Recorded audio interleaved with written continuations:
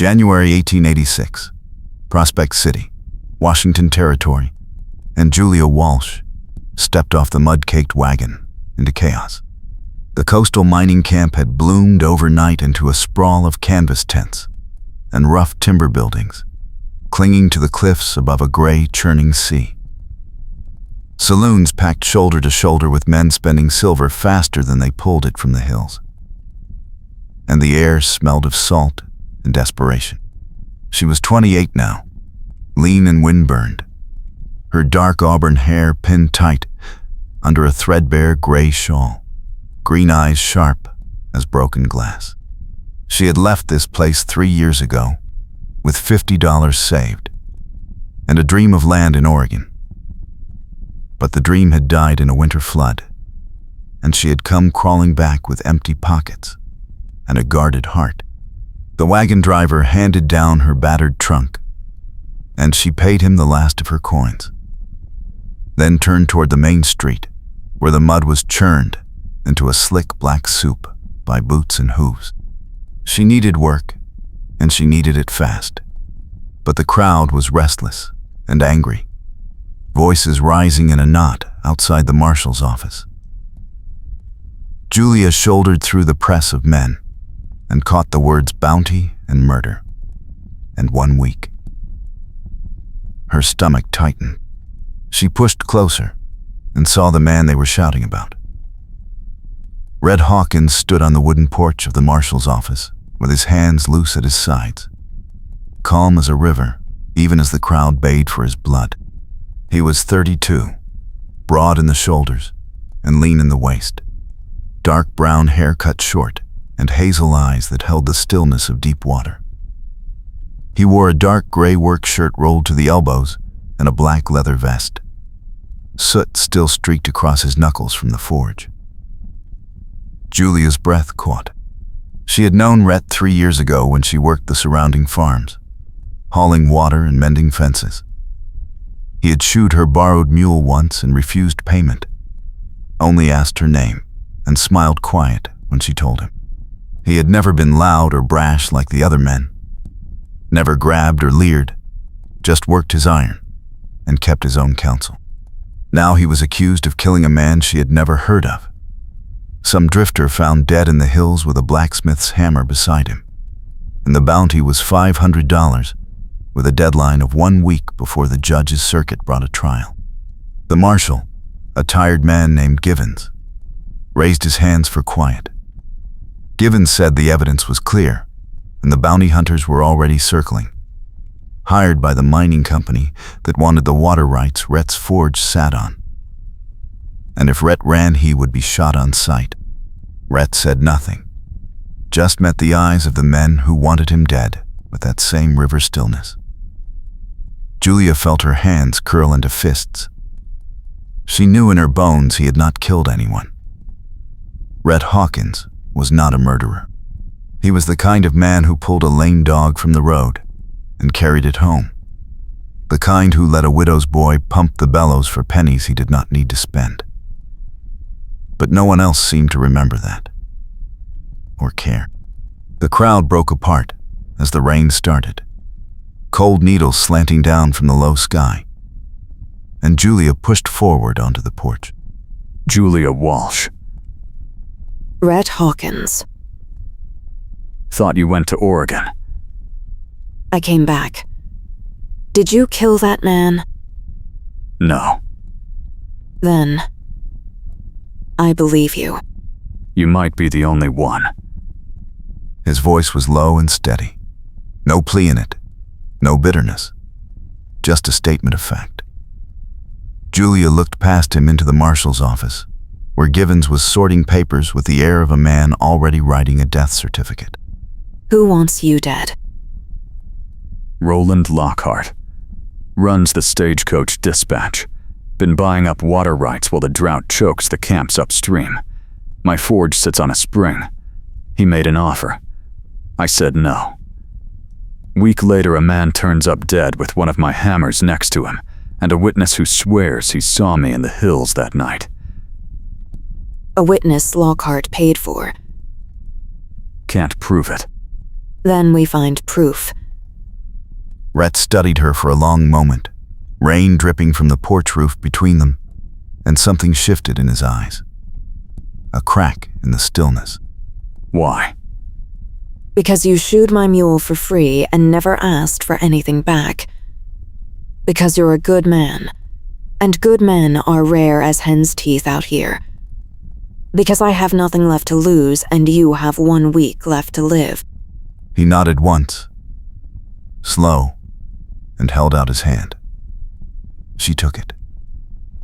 His palm was rough and warm, the grip firm, and she felt the first spark of something she had thought dead in her chest. Something fierce and alive. Lockhart keeps his office above the saloon on Front Street. He's got a safe in there. If there's proof, that is where it is. Then we go tonight. They waited until the rain turned the streets into rivers, and the saloons filled with men drinking away the cold. Julia had rented a corner of a boarding house attic for $2 a week, a space barely wide enough to lie down in. And she met Rhett in the alley behind it, as the sky went full dark. He had changed into a black coat and a wide-brimmed hat pulled low, and he moved like smoke through the shadows. Julia wrapped her shawl tight and followed. Front Street was a canyon of noise, piano music and shouting pouring from every doorway, and they slipped up the outside stairs of the Crescent Saloon to the landing where Lockhart's office sat behind a plain wooden door. Rhett tested the handle. Locked. He pulled a thin strip of metal from his boot and worked the mechanism with the patience of a man who had spent his life shaping iron to his will. The lock clicked, and the door swung inward. Inside the office was neat as a church. A desk with papers stacked in perfect rows, a bookshelf lined with ledgers, and a black iron safe squatting in the corner like a toad. Julia closed the door, and Rhett knelt by the safe, pressing his ear to the metal and turning the dial with fingers that barely trembled. She kept watch at the window, her heart a hammer in her throat. Below in the street, a group of men staggered past, singing off-key, and she saw the flash of a badge on one man's coat. Bounty Hunter. She touched Rhett's shoulder, and he nodded, kept working. The safe gave a soft click and swung open. Inside the safe were stacks of bills, a leather pouch of gold coins, and a bundle of letters tied with string. Rhett pulled the letters free and untied them, spreading them on the floor. Julia knelt beside him and read over his shoulder. The letters were correspondence between Lockhart and a man named Vance, a hired gun who worked the circuit camps, and they detailed a plan to frame Rhett for murder, so Lockhart could seize the forge and the spring beneath it before the judge arrived to settle water rights disputes. The dead man was not a drifter at all, but a prospector Lockhart owed money to, killed to silence him, and the witness was Vance himself lying under a false name. The letters were signed and dated, proof enough to hang Lockhart if they could get them to the judge. But the judge was not due for 6 more days, and the bounty deadline was in 1 week. They had to survive that long. Julia folded the letters into her shawl, and Rhett closed the safe, and they slipped back out into the rain. They made it 2 blocks before the shout went up behind them.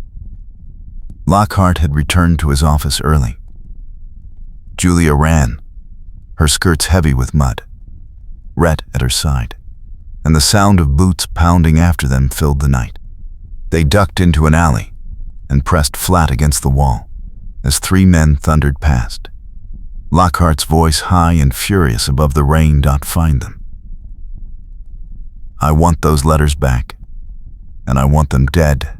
Julia's chest burned, and her hands shook. But Rhett's calm never broke.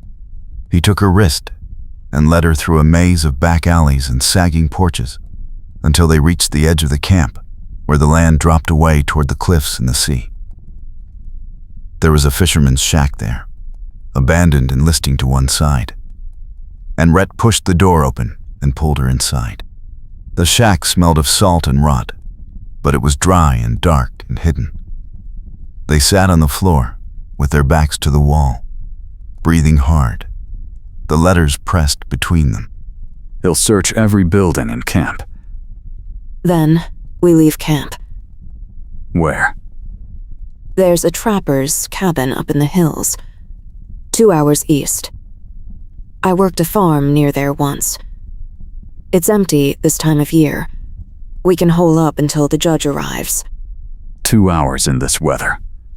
In the dark. Better than a noose. You could leave. Take the letters to the next camp and wash your hands of this. I could. I won't. Why not? Because I said I believe you, and I meant it. Because running alone is cold, and running together is less cold. Because when I look at you, I remember there's still something worth fighting for in this world. He was quiet for a long moment, and then his hand found hers in the dark, warm and solid. I won't let him hurt you. I won't let him hang you. They left the shack before dawn and climbed into the hills as the storm howled around them.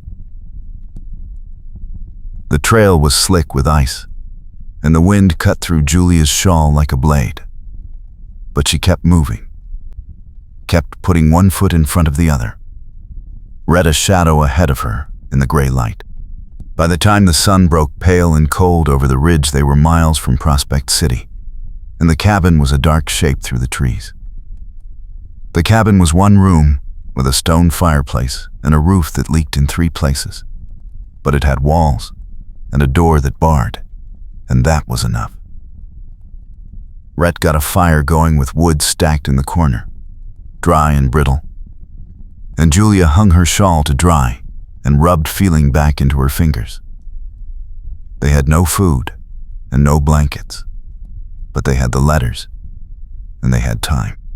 Outside, the storm settled into a steady cold rain, and the world disappeared into gray. They sat by the fire, and Julia read the letters again, committing every word to memory in case they were lost or destroyed. Lockhart had been careful, but not careful enough. His greed plain in every line, his cruelty casual. He wrote about Vance killing the prospector like a man writing about swatting a fly. No hesitation, no regret. Julia's jaw tightened. How many men has he done this to? More than we'll ever know. He's been in Prospect City 2 years. Bought up half the water rights in the territory. Anyone who won't sell has an accident, or disappears. And the law does nothing.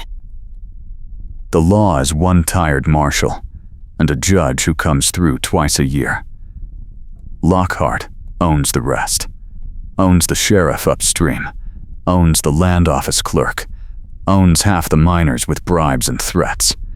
He smiles in public, and people think he's respectable. But I've seen what he does to men who cross him. He had a Chinese prospector beaten half to death last summer for refusing to sell his claim. The man left on the next boat and never came back. Then we make sure the judge sees these letters. We make sure Lockhart hangs. If we live that long. The rain drummed on the roof, and the fire crackled, and Julia felt the weight of the week ahead pressing down on her shoulders. 6 days until the judge. 6 days to stay hidden and stay alive. She looked at Red across the fire, his face half in shadow, his eyes steady on hers.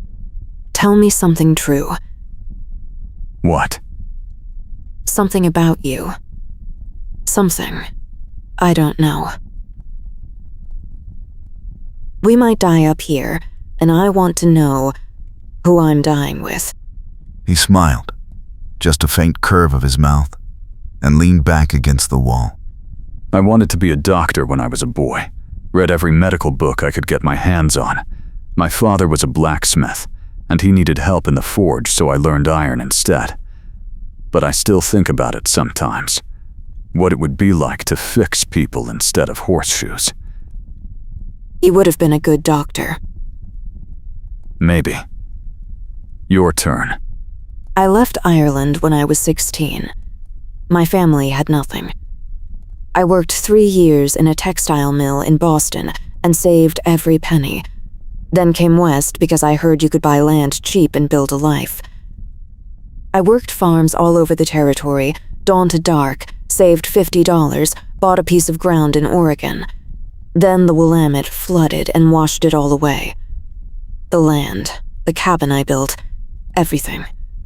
I had nothing left, so I came back here because I didn't know where else to go. I'm glad you came back. Why?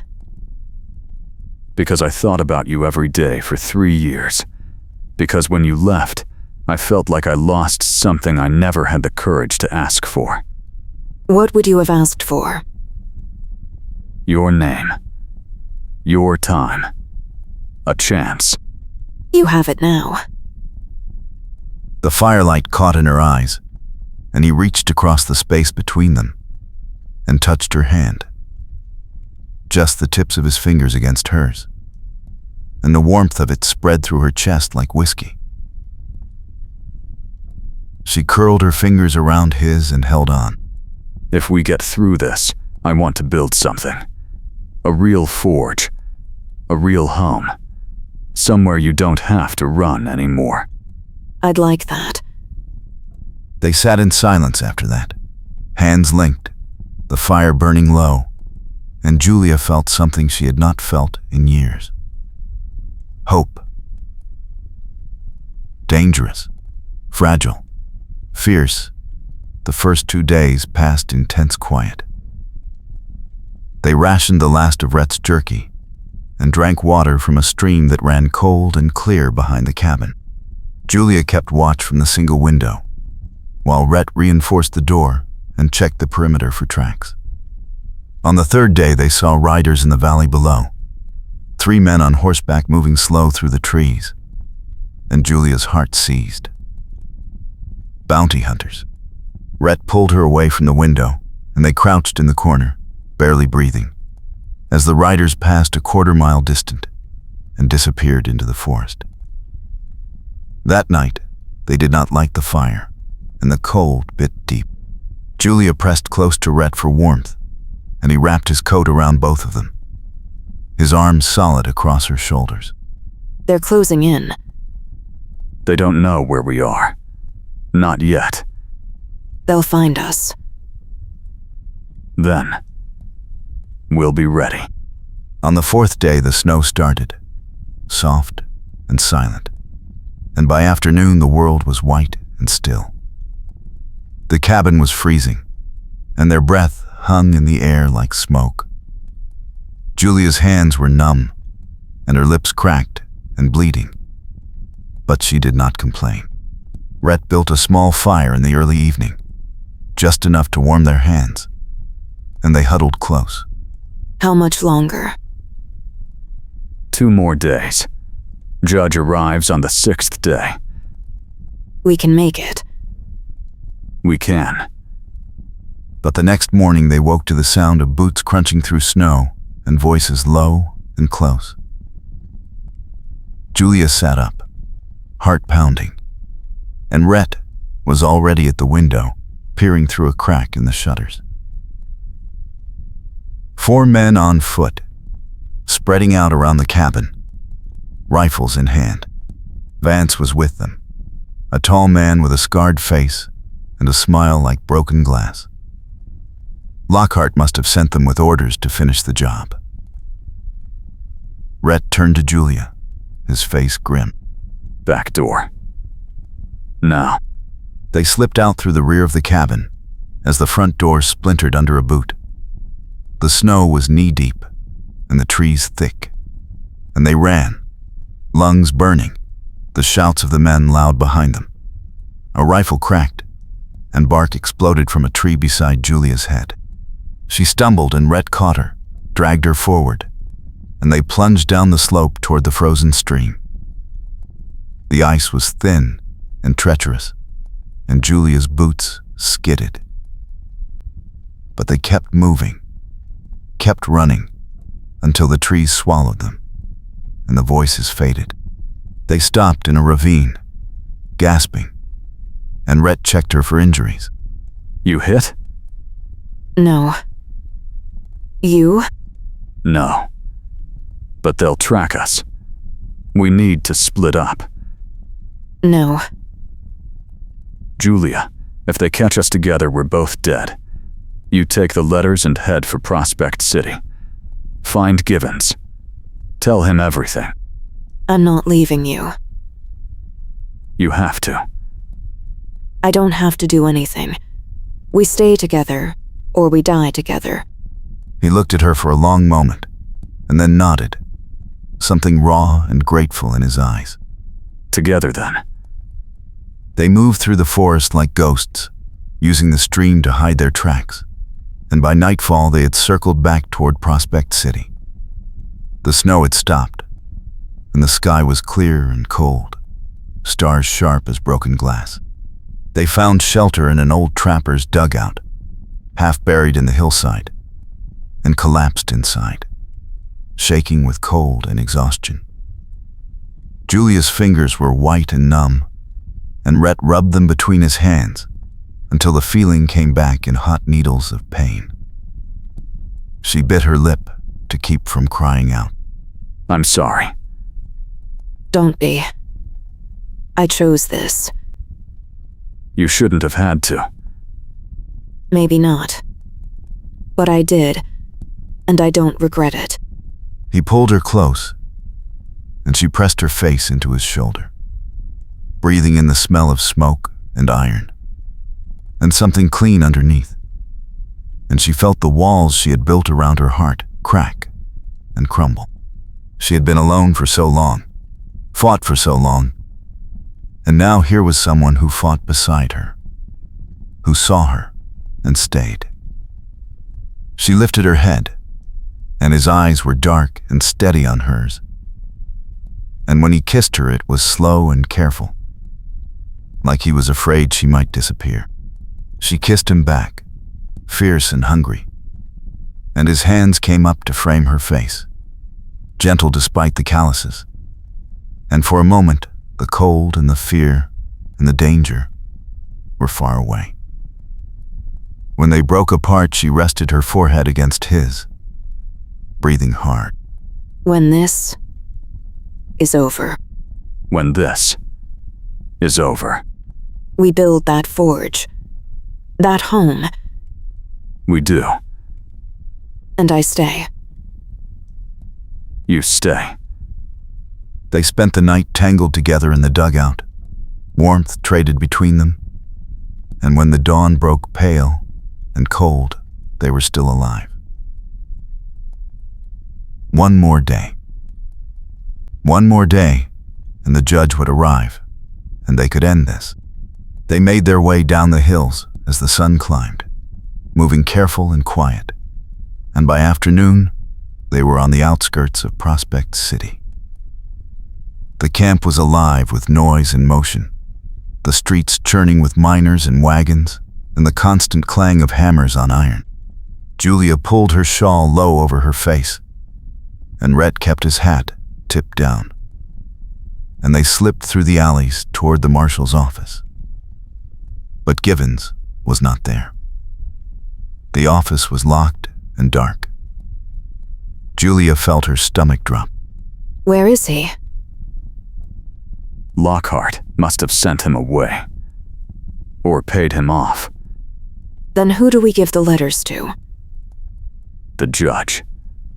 We wait until he arrives, and we hand them over ourselves. And if Lockhart finds us first? He won't. But Lockhart was already looking. They saw his men on every corner, eyes sharp and scanning, and Julia knew it was only a matter of time.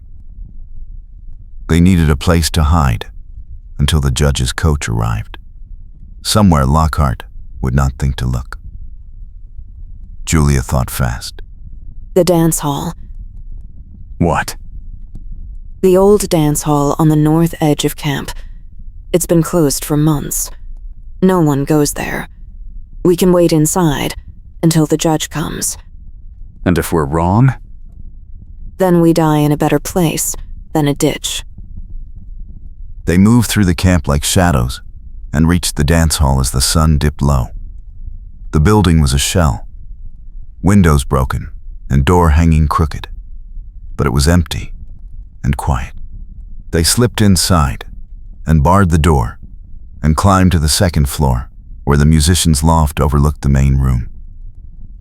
The floor was thick with dust and the air smelled of rot and old perfume, but they could see the street through the grimy windows, and that was enough.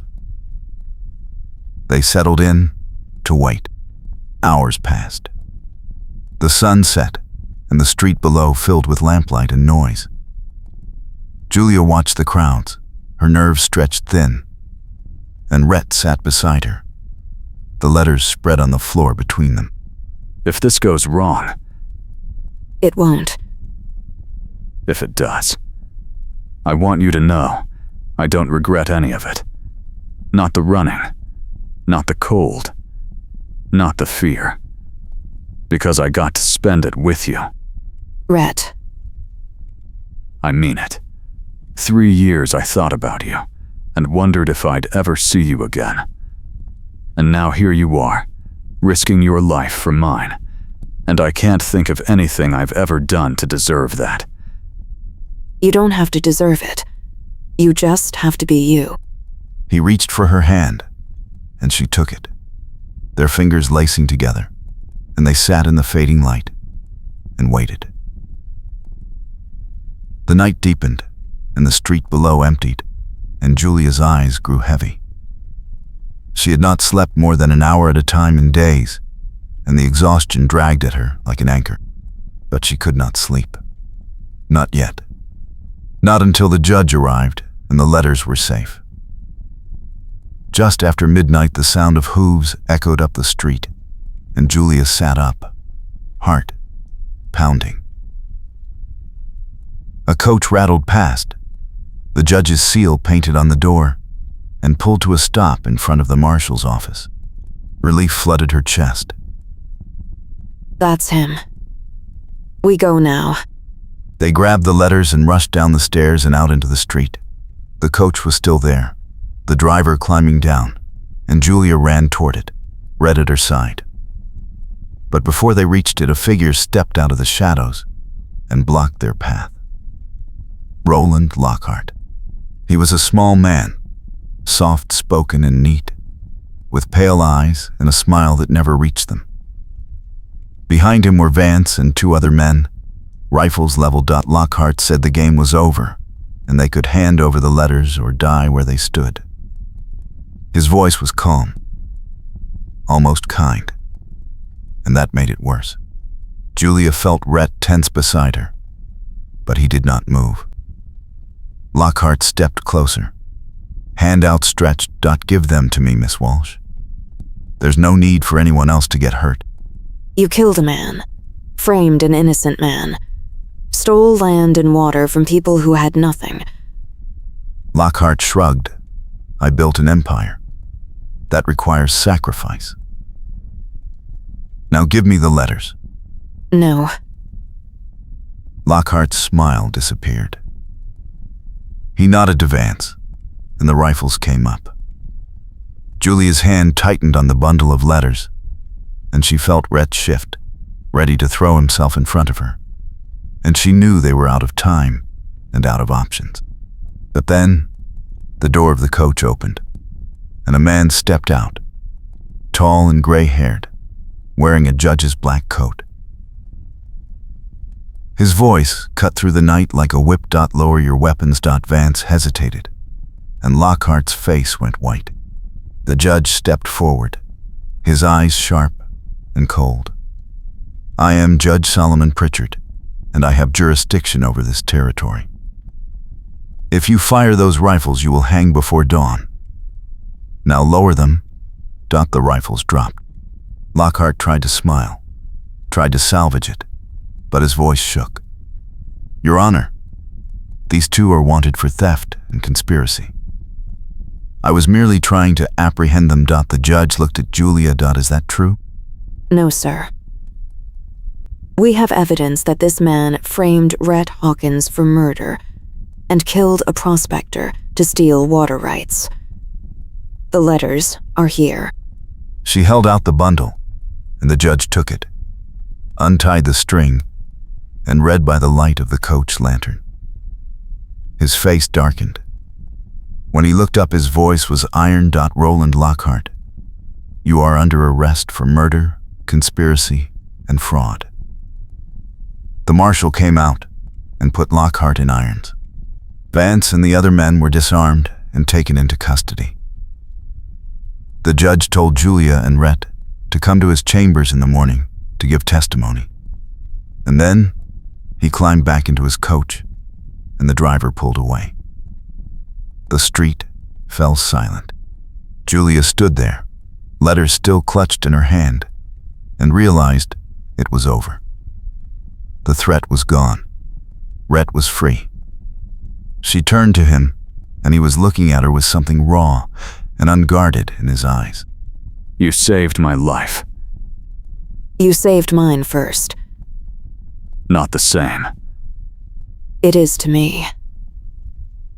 He reached out and took her hand, fingers warm and rough, and for a moment they just stood there in the cold night, breathing hard, alive. Then he pulled her close and wrapped his arms around her, and she felt the steady beat of his heart against her cheek. She closed her eyes and let herself sink into it, into the safety and warmth, and the feeling that she had finally come home. They walked back to the saloon together and climbed the stairs to her room. The fire had burned low and the room was dim. Julia set the letters on the table and turned to face him. He was standing by the door, watching her, and the weight of everything unsaid hung between them. What happens now? "I clear my name. Testify. Get my shop back." And then? "I don't know. What do you want to happen?" She looked at him, at the man who had stayed calm when the world turned against him, who had fought beside her without hesitation, who had trusted her when no one else would. She thought of the farm she had been saving for, the dream she had carried for so long, and realized it had changed shape. It was not about land anymore. It was about belonging, about building something with someone who saw her and did not flinch. I want to stay. Here.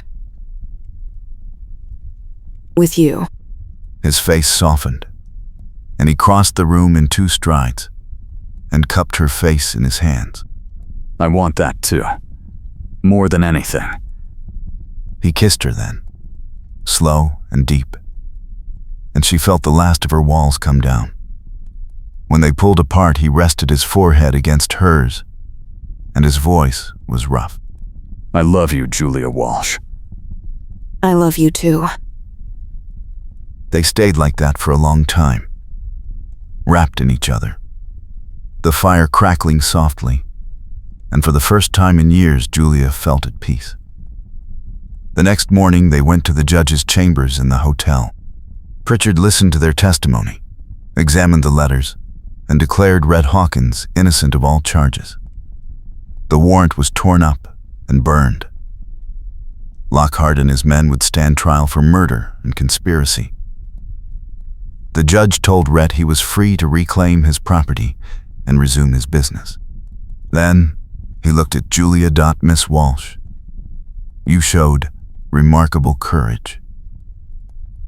If you ever need a character reference, you have mine." Thank you, sir.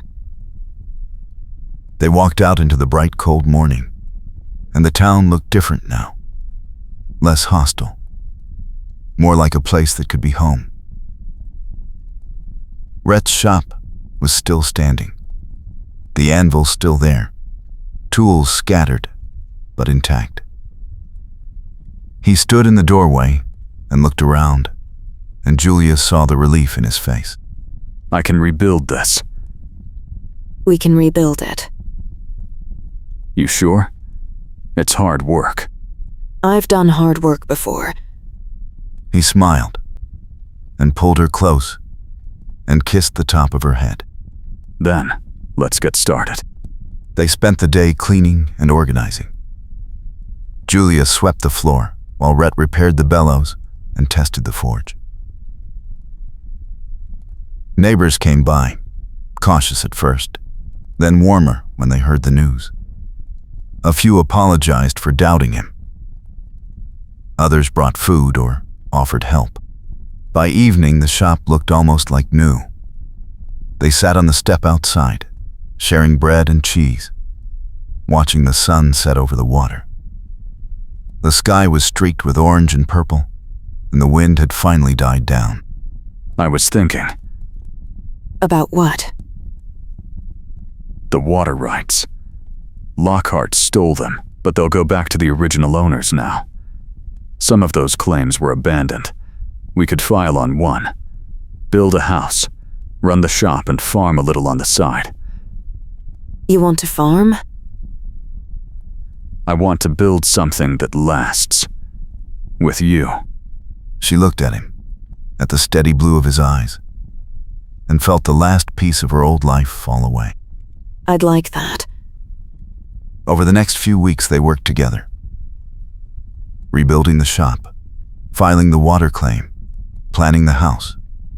Julia learned to work the bellows, and Rhett taught her how to shape hot iron. She was strong and quick, and he said she had a natural feel for it.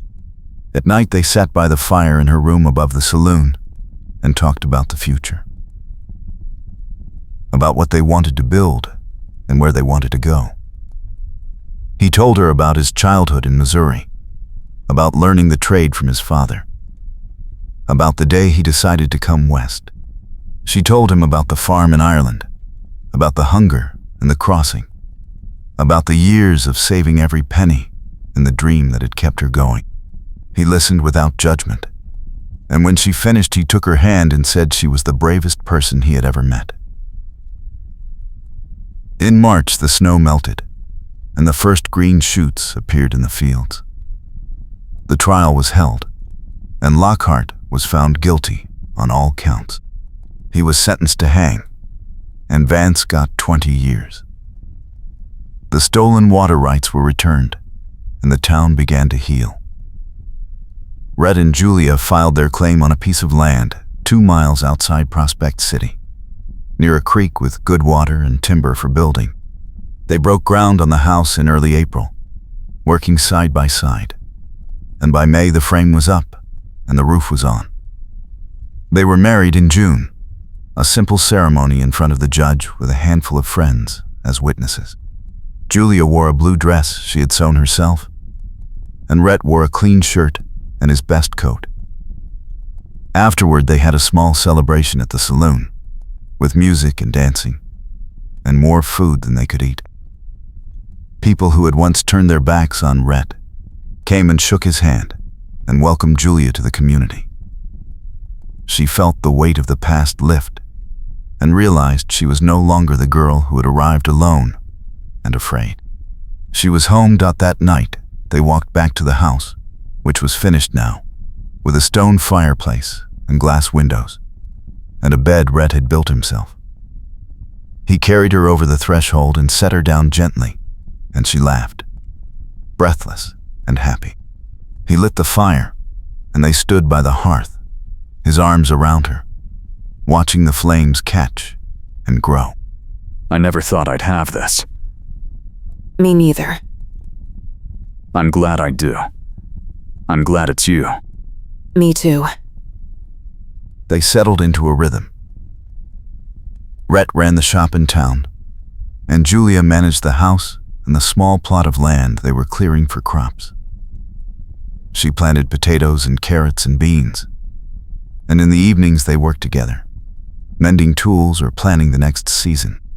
The house filled with small comforts, a rocking chair by the fire, curtains she sewed from flour sacks, a shelf for books.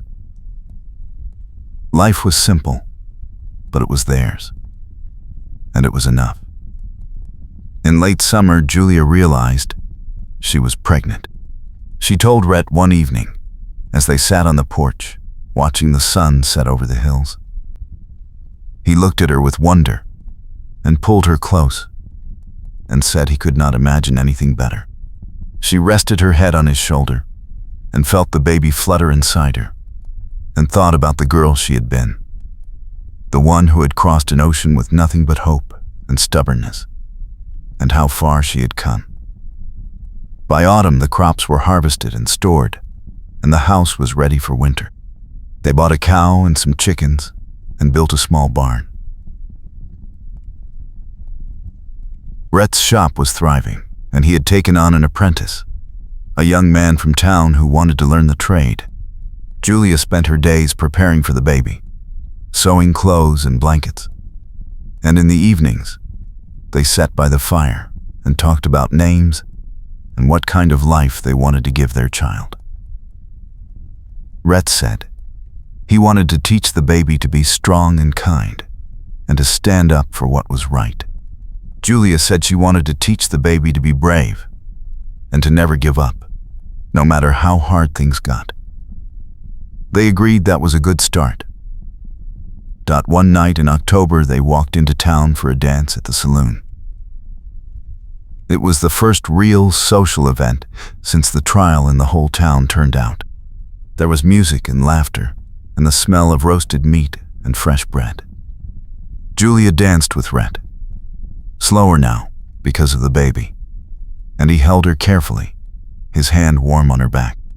When the music ended and people began to leave, they stayed behind, sitting at a table by the window, watching the empty dance hall settle into quiet.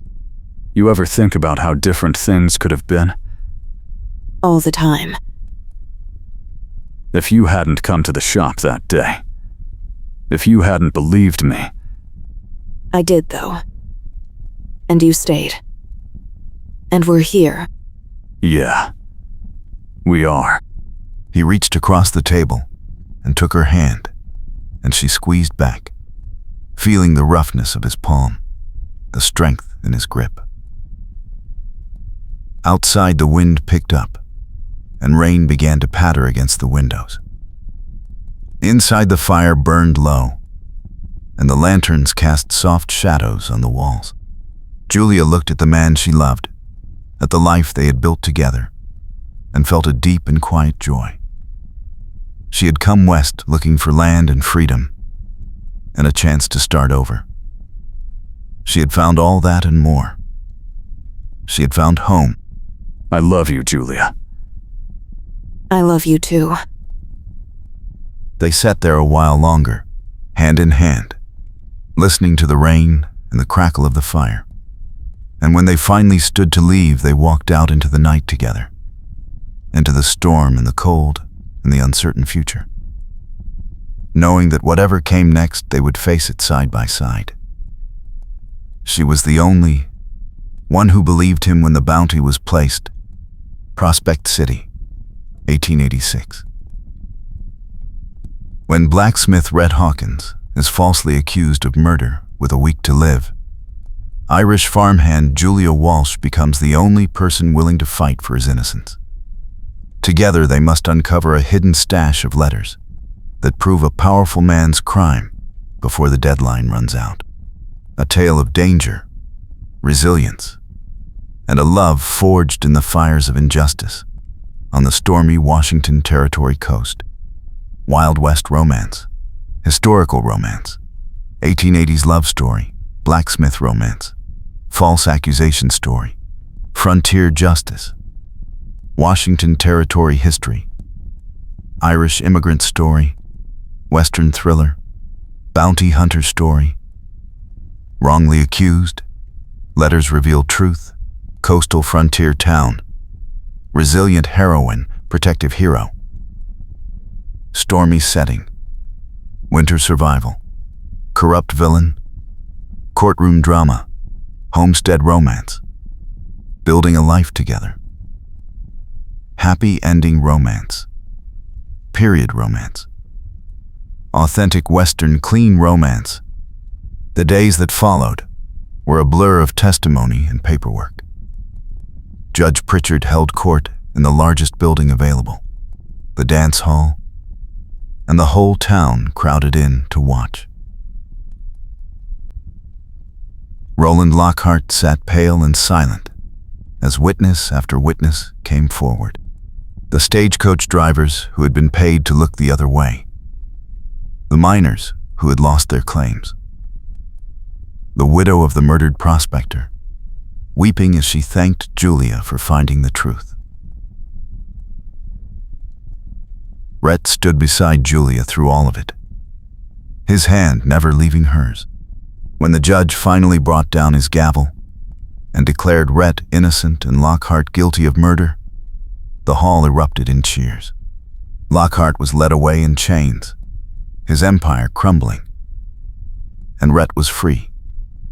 That night, Julia and Rhett walked through the town together, past the saloons and the storefronts, past the forge where Rhett would return to work in the morning, past the boarding house where Julia had lived alone for so long.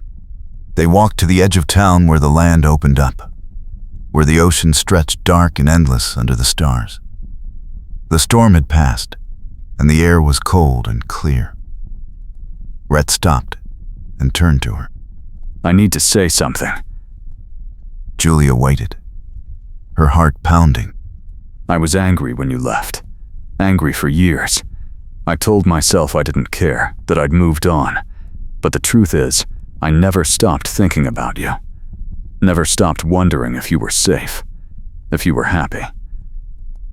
And when you came back and stood by me when no one else would, I realized I'd been waiting for you all along. I love you, Julia. I always have. Julia felt tears sting her eyes. She reached up and touched his face. I left because I was afraid. Afraid of staying in one place, afraid of losing what little I had. But I was wrong. I should have stayed.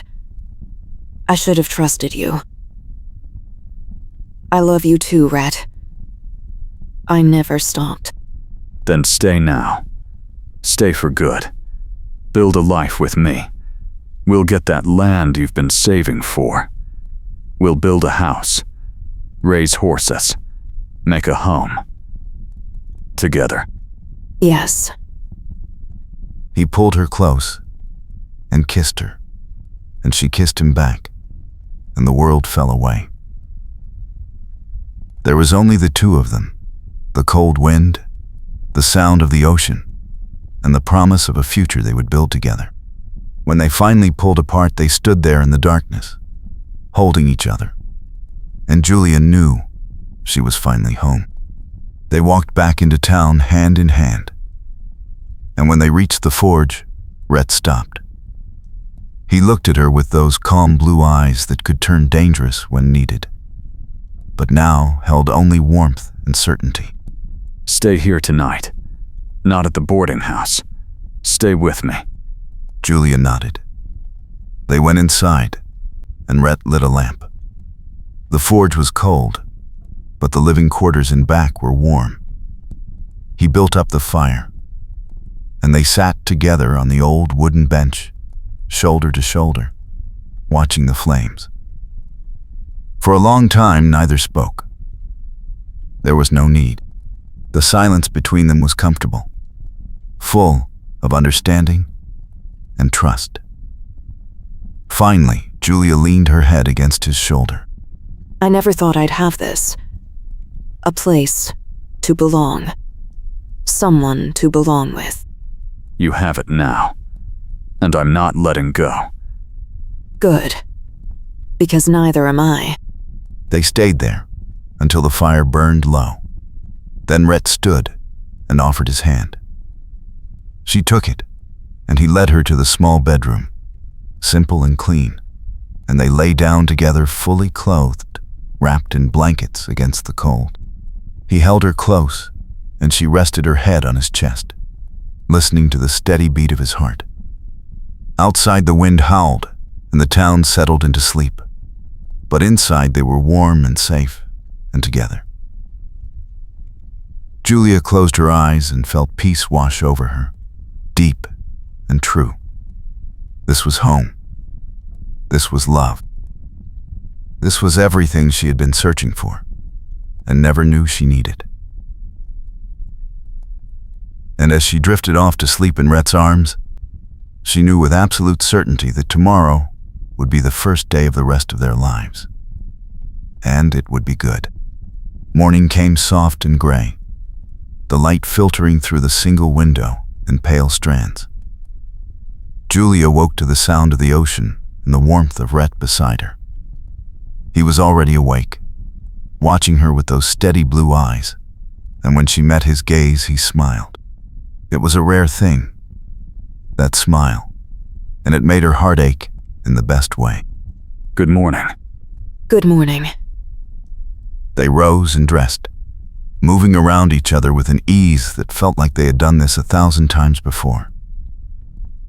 Rhett made coffee on the small stove, and they shared it standing by the window, looking out at the waking town.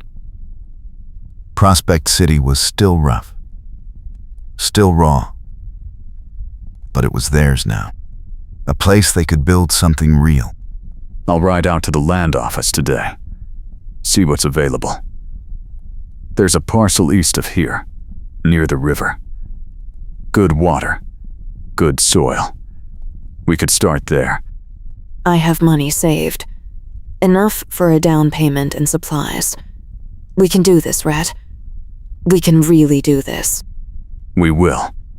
He set down his cup and pulled her close, kissing her forehead, her cheek, her lips. She wrapped her arms around him and held on tight, feeling the strength of him, the certainty. This was real. This was forever. Later that morning, they walked together to the land office and signed the papers. The clerk looked at them curiously, this Irish woman with fire in her eyes, and this quiet blacksmith who had been accused and cleared. But he said nothing, just handed them the deed and wished them luck. They walked out into the street, and Julia looked down at the paper in her hands, her name and Rhett's written together, and felt tears prick her eyes. We did it. We did. And standing there in the cold January morning, with the future stretching out before them uncertain but full of promise, Julia Walsh and Rhett Hawkins began their life together.